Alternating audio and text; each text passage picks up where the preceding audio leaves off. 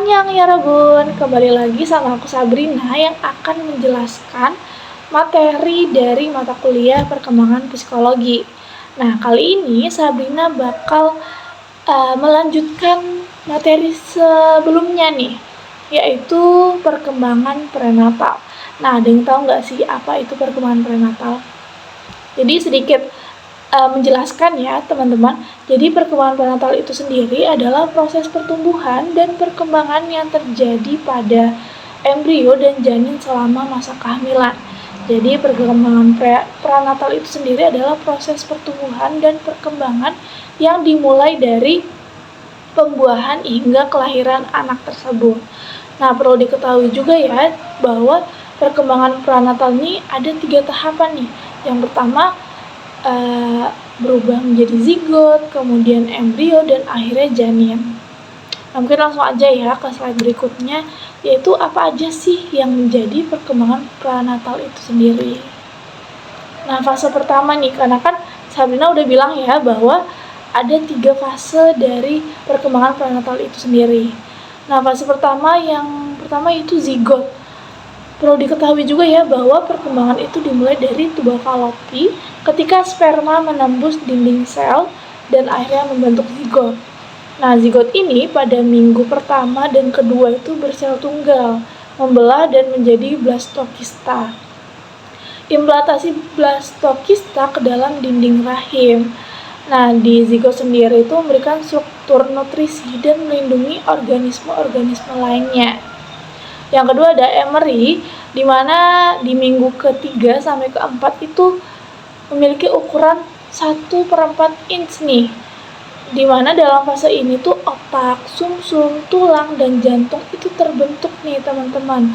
Begitu pula struktur dasar seperti mata, telinga, hidung, mulut, dan limfa. Nah, di emery kedua, yaitu pada minggu ke-5 sampai ke-8 itu memiliki ukuran 1 inch, dimana berarti di dalam setiap fase itu pertumbuhannya itu terlihat nih teman-teman.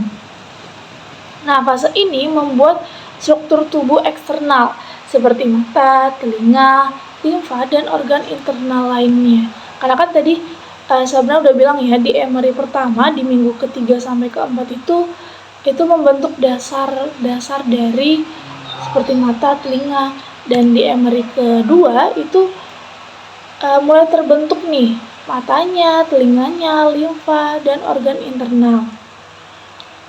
Selanjutnya ada janin.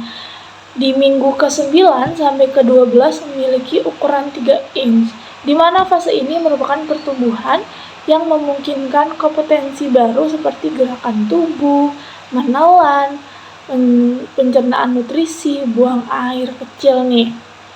Jadi di janin ini di minggu ke-9 sampai ke-12 nih mulai terlihat rangsangan dari janin tersebut nih. Nah, fase kedua yaitu adanya fetus.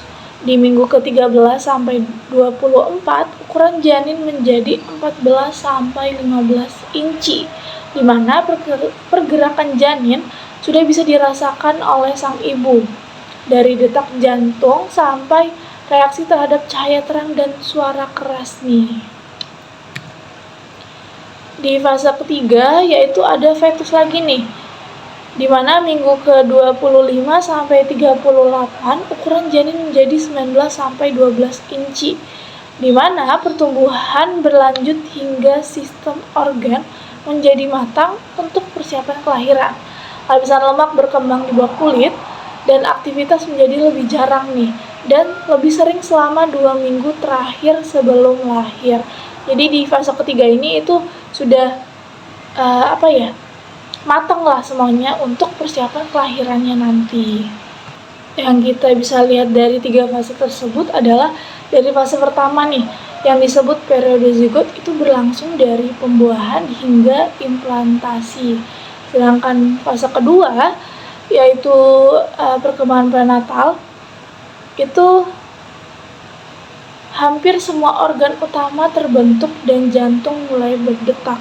Sedangkan fase ketiga yaitu periode fetus itu semua sistem organ utama mulai berfungsi dan organisme yang sedang berkembang tumbuh dengan cepat nih. Selanjutnya ada jurnal pendukung nih untuk mendukung argumen dari materi tersebut nih teman-teman.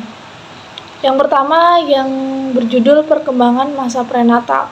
Nah, tujuannya untuk menjelaskan ciri-ciri periode prenatal dan periode perkembangan prenatal sendiri. Nah, hasil yang ditemukan dalam jurnal ini bahwa perkembangan prenatal terdapat beberapa cara untuk menentukan kehidupan seseorang yang bisa dilihat dari psikologis nih, dimana psikologis ini itu mencakup reaksi terhadap rangsangan di luar hingga biologisnya, yaitu konsepsi atau pembuahan dari sel telur dan sel spermatozoa. Dan dalam masa prenatal adalah masa kehidupan janin di dalam kandung nih. Jadi kan saya udah bilang ya bahwa masa prenatal itu adalah sebuah proses yang terjadi pada janin ibu tersebut. Jurnal yang kedua yaitu perkembangan pada masa prenatal dan kelahiran. Nah, tujuan dari jurnal ini itu untuk memberikan beberapa pengetahuan tentang perkembangan anak di masa sebelum kelahiran atau prenatal dan masa kelahiran. Karena kan banyak ya orang tua tuh yang belum mengetahui bagaimana sih cara menjaga perkembangan yang ada di janin juga, karena kan berpengaruh ya ketika kondisi fisik orang tua tidak baik. Ketika kondisi fisik orang tua tidak baik, itu janin juga akan tidak baik juga nih teman-teman. Jadi kita juga harus mengetahui tentang perkembangan anak di dalam janin itu tersebut. Nah, hasil yang ditemukan bahwa perkembangan masa prenatal dan kelahiran memiliki pengaruh pada perkembangan anak nantinya.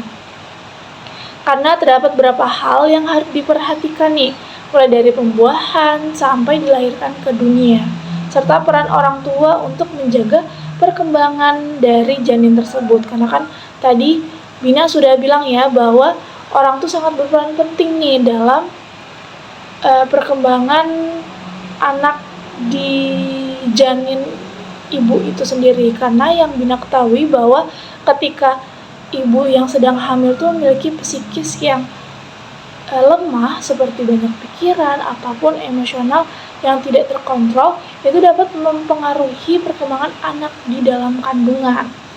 Jadi apa yang dirasakan ibu itu akan dirasakan anak juga nih. Nah, peran ayah itu juga sangat penting untuk menghasilkan sperma yang berkualitas. Jurnal yang ketiga yaitu tentang peran orang tua dalam membentuk karakter anak sejak masa prenatal sampai usia 7 tahun. Nah, tujuan dari jurnal ini itu memberikan beberapa pengetahuan tentang perkembangan anak di masa sebelum kelahiran atau prenatal dan masa kelahiran. Hasil yang ditemukan bahwa orang tua memiliki peranan penting dalam pembentukan karakter anak, terutama pada awal kehidupan mereka. Karena pada awal kehidupan akan bersifat fundamental yang menjadi fondasi bagi karakter anak di masa depan. Nah, fundamental itu apa sih teman-teman? Jadi fundamental itu yang bersifat mendasar nih, ataupun fondasi yang bisa kita berikan ke anak tersebut supaya perkembangannya itu bisa bisa berjalan dengan baik gitu. Jurnal berikutnya yaitu tentang analisis perkembangan masa prenatal. Nah, tujuan dari jurnal tersebut itu menganalisis pengetahuan tentang perkembangan anak di masa sebelum kelahiran atau prenatal, mulai dari pengertian, perkembangan masa prenatal, ciri-ciri periode prenatal, dan periode perkembangan prenatal itu sendiri. Karena kan penting banget nih untuk kita ketahui tentang ciri-cirinya atau periodenya nih, supaya kita lebih mengetahui lagi tentang perkembangan prenatal itu sendiri. Nah, hasil yang ditemukan bahwa perkembangan masa prenatal atau prakelahiran dimulai pada masa pembuahan hingga kelahiran yang terjadi sekitar 9 bulan. Periode perkembangan prenatal berlangsung selama 280 hari atau 40 minggu yang dihitung sejak mulai hari pertama menstruasi terakhir, yang terdiri dari 3 periode, dimulai dari periode zigot, periode embrio, dan periode fetus, yang sudah tadi Sabrina jelaskan ya tentang periode tersebut. Yang bisa saya simpulkan bahwa perkembangan pranatal itu sendiri adalah periode awal kehidupan manusia yang dimulai dari pembuahan hingga kelahiran anak tersebut. Nah, perkembangan pranatal sendiri itu terdapat 3 fase. Yang pertama zigot, yang kedua embrio, dan akhirnya janin. Nah, perkembangan pranatal itu sendiri itu sangat penting untuk diketahui ya, karena perkembangan tersebut itu menentukan perkembangan anak di masa berikutnya nih teman-teman. Dan peran orang tua sangat penting sekali dalam proses pertumbuhan dan perkembangan tersebut, supaya hal-hal yang tidak diinginkan tuh tidak terjadi. Mungkin karena contoh nih, ketika kita tidak mengetahui proses tersebut, kita tidak aware dengan pertumbuhan anak di dalam janin, jadi kita tidak menjaga pola makan atau psikis kita. Nah, itu akan berdampak pula ke janin kita sendiri nih. Jadi peranan orang tua itu juga sangat penting nih teman-teman. Mungkin itu aja yang bisa Sabrina sampaikan tentang perkembangan pranatal ini sendiri. Kurang lebihnya mohon maaf. Assalamualaikum warahmatullahi wabarakatuh.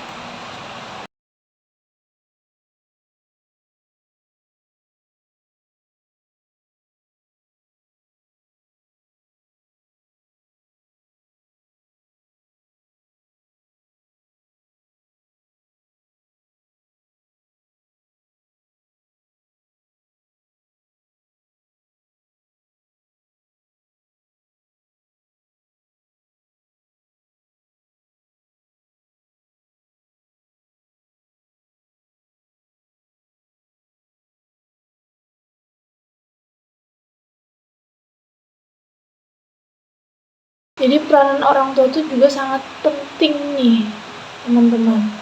Mungkin itu aja yang bisa Sabrina sampaikan tentang perkembangan pranatal ini sendiri. Kurang lebihnya mohon maaf. Assalamualaikum warahmatullahi wabarakatuh.